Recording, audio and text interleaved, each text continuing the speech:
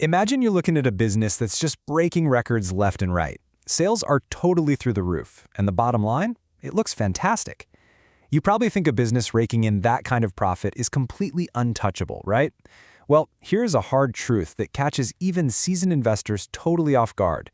Being profitable does not necessarily mean being liquid. Seriously, it's entirely possible for a company to look highly profitable on paper, but be completely, literally out of cash. So how in the world does that happen? It all comes down to the big difference between accounting rules and economic reality. Under accrual accounting, which is what most businesses use, a company can look notionally profitable just by booking sales before the cash actually arrives. Think, extending credit to customers or bartering. But the cold, hard economic reality, that requires actual cash in the vault to pay your suppliers, pay your employees, and cover your debts. A company can completely go under because of a critical shortage of cash flow, even while their profit margins look absolutely amazing. Okay, let's dive into this. Welcome to this explainer. Today, we're decoding cash flow, and specifically, we're going to laser focus on the three types of flow. Our ultimate goal here is to help you move past those surface-level illusions of profit so you can really understand how to evaluate the true, underlying financial health and income quality of literally any business or project. Here's our roadmap for today's explainer. We just touched on the illusion of profit. Next, we'll quickly cover the core mechanics of cash flow, followed by the absolute heart of our topic, the three types of flow. Then, we're going to break down some real-world formulas, and finally, wrap the whole shebang up with a revealing tale of two companies.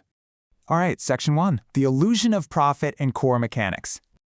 Okay, so when we say cash flow, we're talking about the actual movement of money, real or virtual, into or out of a business. And because we're often forecasting this into the completely uncertain future, we have to account for the time value of money. A dollar today is worth more than a dollar tomorrow. This brings us to a crucial transformation process known as discounting. Discounting basically takes a cash flow that's supposed to happen on a future date and transforms it into its present value for today. It adjusts the nominal amount of that future cash flow based on prevailing interest rates, and this is absolutely essential for determining a project's rate of return or even evaluating risks within a financial product. Moving right along to Section 2, the three types of flow.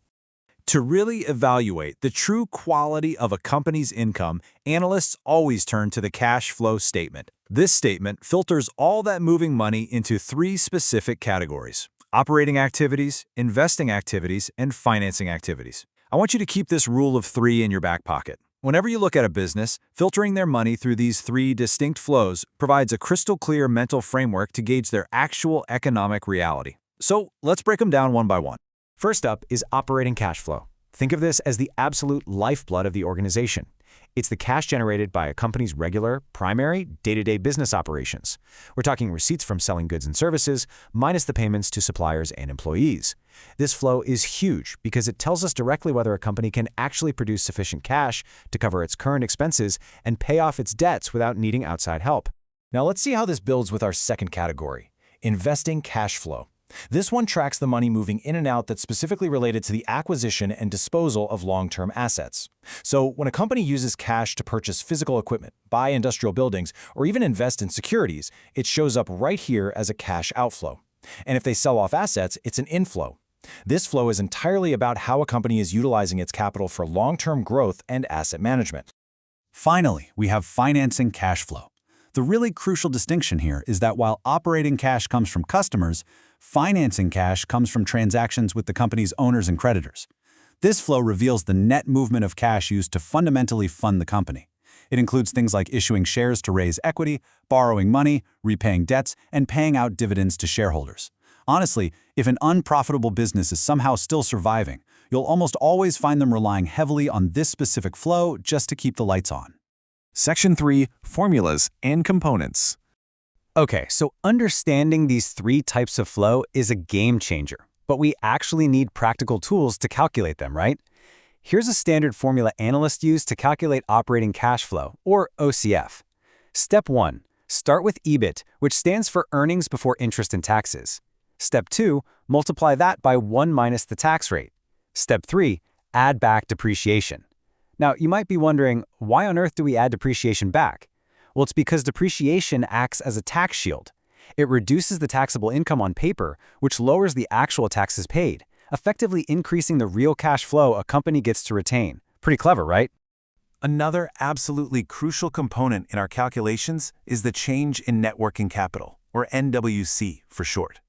NWC is simply the difference between current assets and current liabilities. If you see an increase in net working capital, it generally indicates that a company is using up its cash to fund short-term assets, kind of like sitting on a massive unsold pile of inventory in a warehouse. Cash goes in, but it's just sitting there. Conversely, a decrease means they're finally freeing up that cash for other things. The third core component is capital expenditures, commonly known as CapEx. These are the funds a company uses to acquire or upgrade physical assets. Things like property, industrial buildings, or heavy equipment. This ties directly back into our investing activities flow. Now, CapEx shouldn't just be viewed as an expense. These are vital, necessary investments in a business's future operations that they need to generate future operating cash flows. Ultimately, the sum of operating cash flow, working capital changes, and CapEx is what determines a project's true cash flow.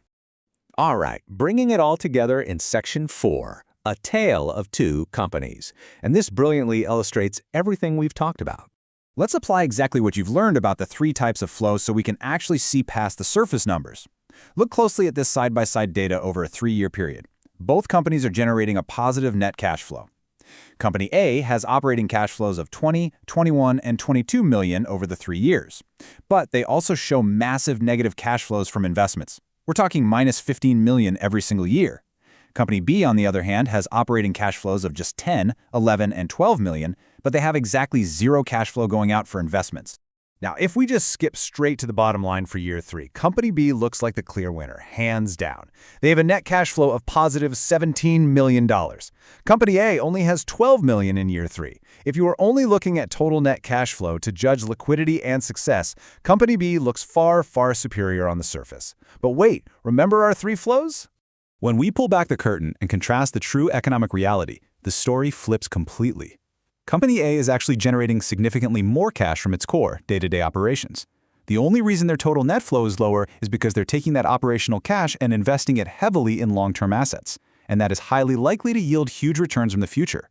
Meanwhile, Company B, they have much weaker operations, and they are investing absolutely zero in their future. When you look at it that way, Company A's income quality is far, far healthier. So, that leaves us with this final critical question.